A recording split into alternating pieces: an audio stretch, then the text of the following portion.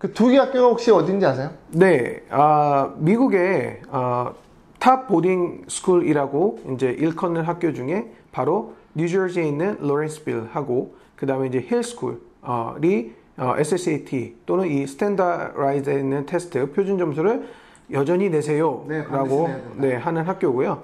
그 외에 이제 18개 학교 및 많은 명문 학교들이 SSAT나 이런 표준 점수를 옵셔널 또는 야 필요 없어라고 합니다.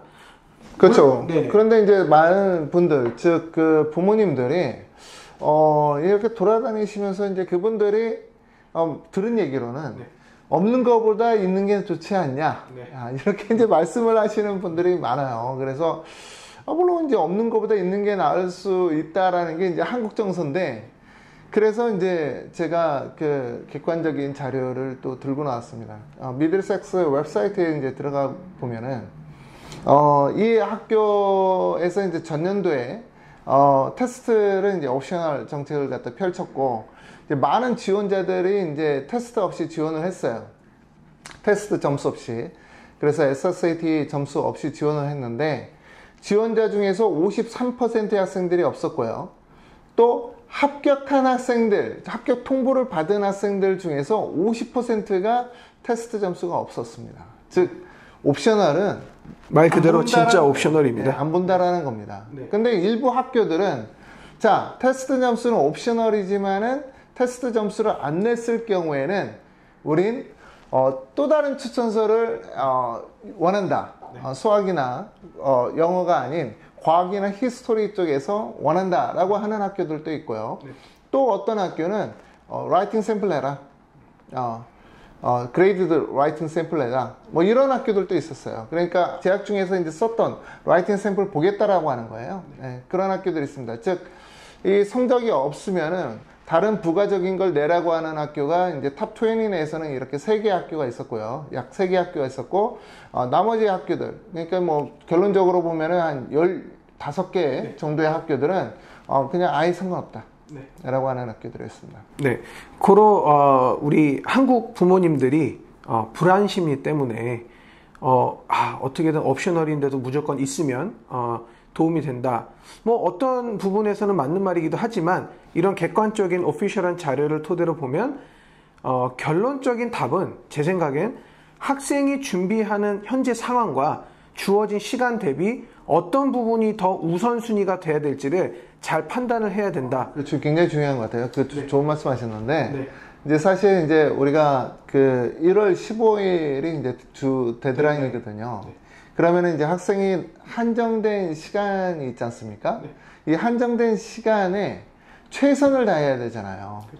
그리고 최대한 그 시간을 아껴 쓰는 그런 전략을 펼쳐야 되는데, 성적도 안 나오는 그 SSAT에 몰입할 수도 없고, 차라리 부족한 교과를 끌어올린다거나, 또는 이제 미국 USA 스토리를 갖다가 이제 미들 레벨로 이제 크레딧을 따놓는다거나, 이게 더 중요하지 않나라는 게 이제 저희 생각입니다. 네. 그래서 어떤 부분이 이 입학 사정에 더 많이 차지하는 부분, 그리고 제한적인 시간 안에 시간을 효율적으로 우리 아이에게 가장 강점이 뭘까? 아카데믹성을 어떻게 하면 더 잘 부각시킬 수 있을까?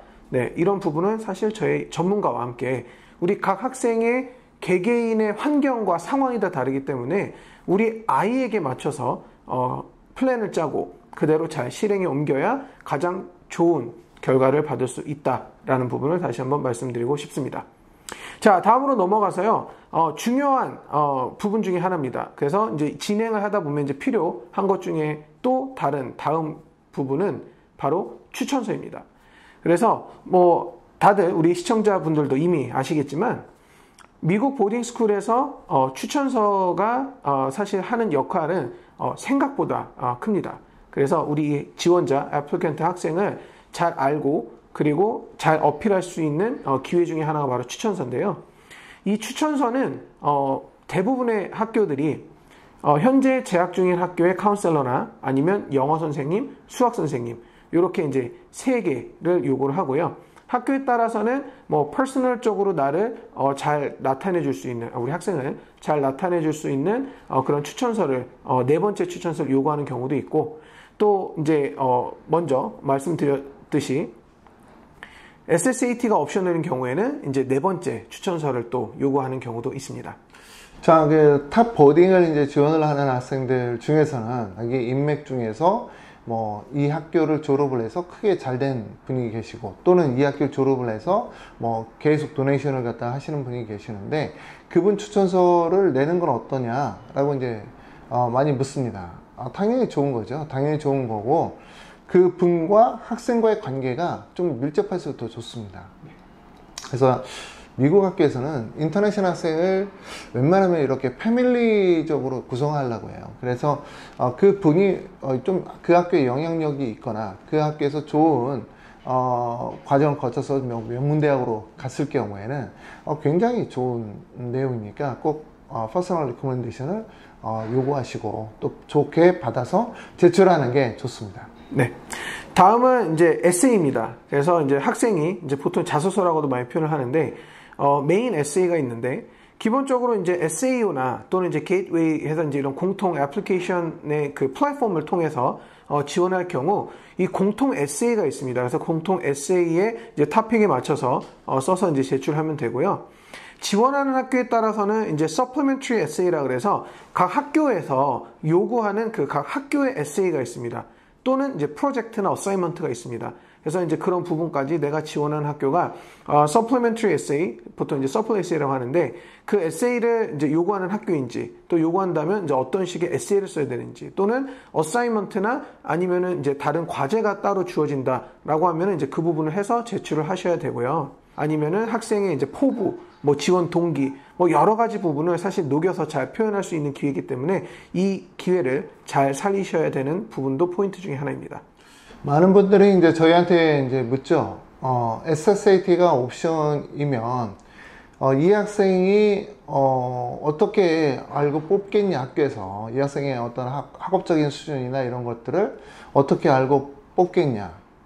제가 봤을 때는 뭐 글쎄요, 학생이 글 쓰고 그 다음에 또 인터뷰를 하면서 이제 담당관이 이제 느끼는 거, 그 두 개만 보면 이 학생이 한 어느 정도 수준 되는구나 라는 걸 알지 않을까요? 학교에서 바라보는 에세이는 세 가지가 있습니다.